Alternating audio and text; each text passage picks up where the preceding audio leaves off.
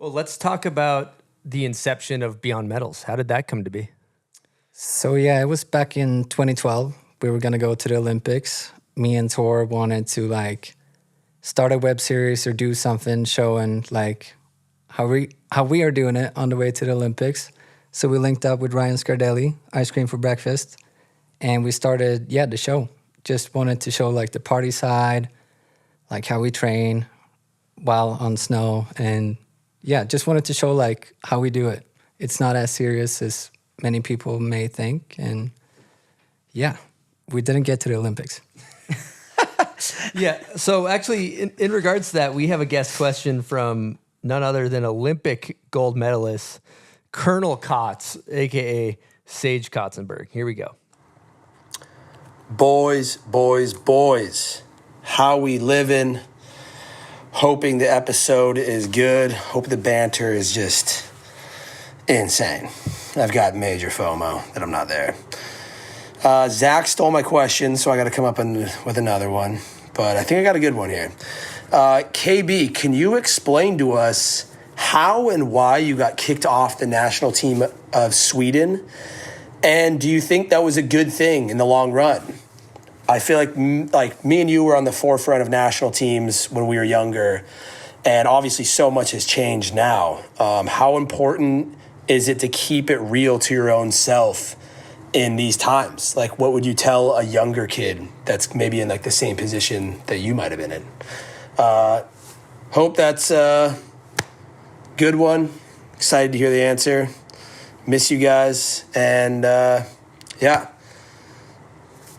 talk to you later. Quick sidebar, Silk. Can we use the photo of Sage from Casino for his guest question? Can we put that on the screen? Okay, thank you. That's a good one. Thank you for the question, Sage. Miss you, dog. Why I got kicked off was because, I don't know, we were living a little loose, having a good time, me and Tor. And I had a blog at the time where I was posting some stuff and posting some stuff on Instagram, and like all the episodes was just like a big party. And the national team gave me numerous warnings.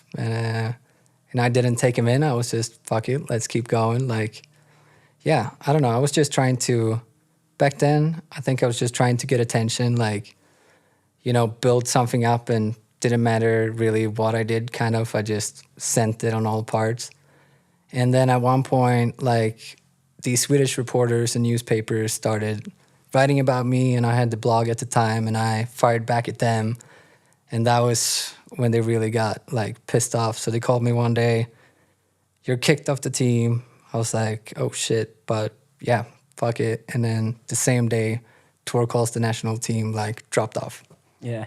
Yeah. He got kicked off too? No, he left. Oh, he quit? Oh, he quit. He was like, hey, fuck out. you guys, I'm Okay. out. Yeah. So that's like, I don't know anybody else who would do that, because It's your ride and die right there. Yeah, 100%. And we're still the best homies. And So you guys are partying, and is it kind of in contradiction to the seriousness of the Olympics, and you guys need to train, and you guys need to be Olympic athletes, and you're kind of just like, fuck this, I want to live my own life and have fun? yeah, we were like, we just wanted to have fun. We didn't really care too much about the Olympics, and I don't think we even would have done anything good in the Olympics, but yeah, we tried to go there. And yeah, then there's this other story, like, we were in Austria. There was this Swedish national team camp going on, and me and Tor went to a strip club, and then I posted an Instagram story like outside, or Instagram post outside the strip club, took it down like in a minute or two, but the Swedish media like saved it. And then the next day we wake up, it's like all over the newspapers, like Kevin and Tor like in a strip club during national team training camp in Austria. And yeah, that was probably when the national team was like, yeah, you guys, this doesn't work anymore. Was this in Zillertal, in Meyerhofen? Yeah. And just to clarify, that is the worst strip club in the world. Pretty bad. Yeah. Pretty bad. It's like this dingy thing that's next to a skate park, like way out of town. Oh. And I think the photo was like, we were posing with a mannequin outside. We weren't even in there, but they thought it was a real stripper. So I have a note that says that at one point you won Athlete of the Year in your hometown. Yeah. And then what happened? And then they took it away. Yeah, I was like standing on like the square in my hometown, like taking this prize from the mayor or whatever. And then yeah, when all this shit went down, they were like, yeah, they went out and like the news and stuff like, yeah, we're taking this back. out. He's not having this. Yeah, it's Amazing. pretty, Yeah, so pretty funny. how was experiencing the kind of like getting attacked on the internet? I felt pretty bad about it at sometimes, but I did this myself. Dude, I was so young, just, I don't know, seeking attention and doing shit that I thought was funny. I think I was like 18 or something. And then, yeah. Dude, and your hype, like when you were that age, like at peak KB, like pre-Beyond Medals days, Nike program, doing all the contests, starting Beyond Medals, like you were a phenomenon, like something that from the outside, like you were the closest we had to that old school, like 1990s rock star thing in snowboarding. Like some of the premieres, because were you in Eastern 7? Yeah. You had a couple of years with Eastern 7? Yeah, had small parts in there. Yeah, you caught up a bit of that Eastern 7 hype. Yeah. And then you sort of, it felt like you just took all of that. Like you go to after parties and there'd be queues of girls, guys, anyone just wanting to meet him or have a beer with him or throw a beer at him or watch him throw a beer. It was just that like fervor around someone that was, it was pretty insane to watch. Like, yeah, it was wild back then, but really enjoyed it. Had a good time for sure. But yeah, now it's totally different. yeah, it was mad. But like, Yeah. even there was that time, like I remember you had to get like across Europe or something to a contest and there was no, like, I can't remember, the team couldn't take you or something. So he just posted on Instagram like, yo, can someone give me a ride?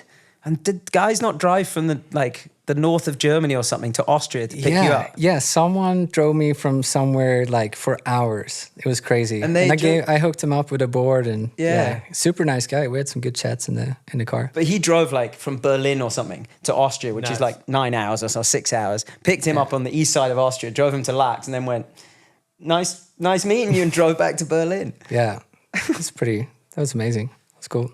I heard the media wanted you to apologize too. Yeah, they didn't want me to apologize, and no, I didn't want to apologize. Like, looking back at it, I don't regret anything. I wouldn't be where I am today if I didn't do all that stuff back then. Like, dude, I was young. I was just having fun, living my life, and I wouldn't do the same stuff today. But yeah, that's why I'm sitting here, because of what I built from a young age. Yeah, staying true to yourself. That was something that Sage kind of asked, talking about how teams have evolved and the national teams being such a big deal nowadays. But he was wondering, his question was, do you have any advice for a kid in a similar situation? Yeah, my advice for a kid is just like, do whatever like you want to do. If you really have like the mindset and enjoy doing something a lot, then go for that. Like, don't listen to what other people think you should do. Just listen to yourself. That's what's going to take you the furthest. Cool. Stay true to yourself. Yeah.